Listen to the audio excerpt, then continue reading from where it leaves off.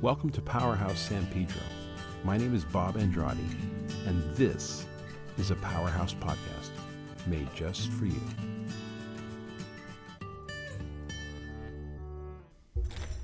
God highlighted something to me the other day that brought more clarification and encouragement, and I hope it will bring the same for you as well. Let me know if it does in your comments below. You've heard me say that what we are going through here at Powerhouse right now is not exclusive to us only.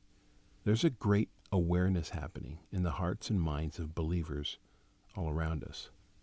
Here at Powerhouse, we have been preparing for and positioning ourselves for what God is going to do in and through us. And that positioning has included God transforming our thinking by the Holy Spirit, by teaching us how to learn, unlearn, and relearn ways of viewing Him, approaching Him, and experiencing Him. Today's podcast is regarding what God is doing today with His church. In the book of Joshua, chapter 5, we see God leading the children of Israel through the desert to the promised land. Let's pick up the story in verse 11 of chapter 5. Take note of what is specifically said about what they're eating.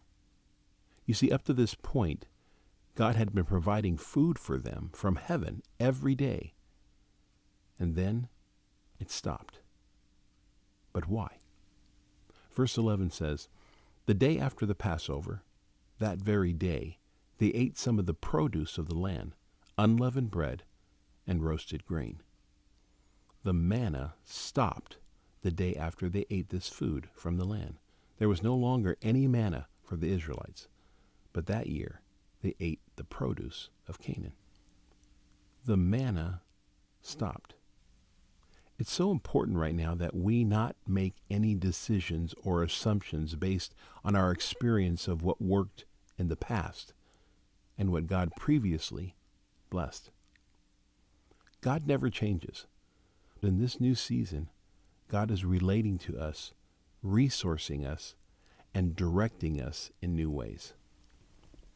He's not doing things the way we've been used to or have come to expect. The manna is off the menu. For 40 years, the Israelites every day had manna provided for them from God in the desert. They had not tasted anything different on their journey than manna. It was all they knew. However, as they entered the promised land, the manna stopped.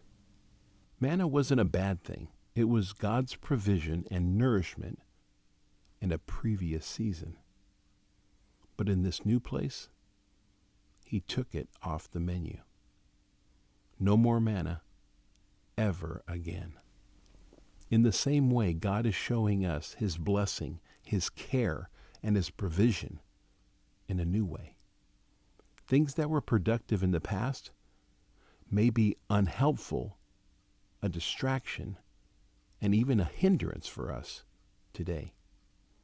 What worked in the past, what brought life and growth 5 years ago, might not bring a blessing or benefit today. What sustained us in the last season will not be sufficient for where we are today. It might be good because it was given to us by God before, but it won't align with the destiny that God has for you and me right now. At the same time, the Father is making new resources and relationships available. Verse 12 said the manna stopped the day after they ate this food from the land. Manna was their desert diet. It was functional food for the wilderness years. But now, in the promised land, there's milk and honey, meat and fruit. God wanted to upgrade their appetites. He moved them from what was just enough to abundance. And now He is removing the less important options because so much is now becoming available. I believe the Lord is saying to us, I'm not doing this that way any longer. I know it's what you're used to. I know it's what you're comfortable with.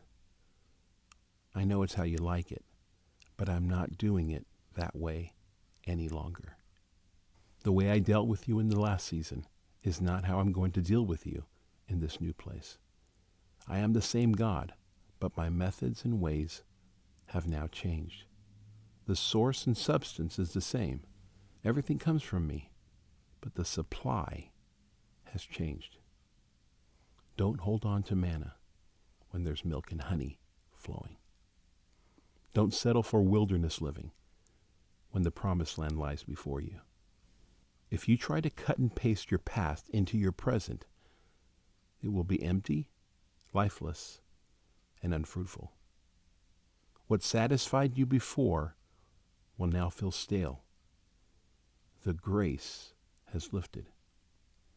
This is not a downgrade. This is an upgrade. There is so much more available than you have ever known, seen, or experienced. Manna is off the menu. It was good for a season, but it's past its expiration date. God is saying to us, I'm not doing it like that any longer. We are on the verge of a new thing, a fresh thing, a God thing. It's unlike we've seen or done before. We have been getting ready for different for a while now. We are a remnant that is not just called to uphold a church, but rather a community. The people around us have been waiting for this to happen to us, to put judgment aside and pick up curiosity. The opposite of judgment is curiosity. Drawing a quick conclusion based on snapshots of what we see is judgment, and it's done with. The curiosity of asking why will bring us clearer understanding of our situations and what people are doing around us. It's time to put aside our religious practices and pick up real-life expressions of love, kindness, authority, hope, and curiosity. The world around us is starving to see people enjoy life. The world right now is filled with hopelessness. Anyone who has hope and has figured out how to enjoy life will stand out and shine as bright as the rising sun. S-O-N.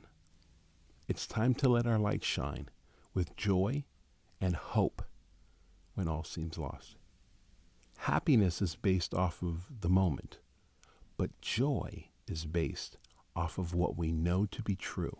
Happy moments come and go, but joy is based on what we know to be true, what we know we have in Him, what we know He can do in every moment.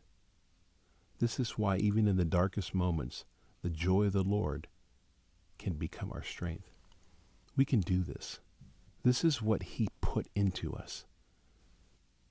It's important that we stay connected, that we share our victories, and we continue to encourage and urge each other on toward trust, faith, hope, and rest with joy, and settle for nothing less. When we become aware of someone being buried in discouragement, it's in those times that we rise up with courage and encourage. And we don't get there by making judgments, but rather with curiosity. So here we go, onward and upward. We've got this because He's got us.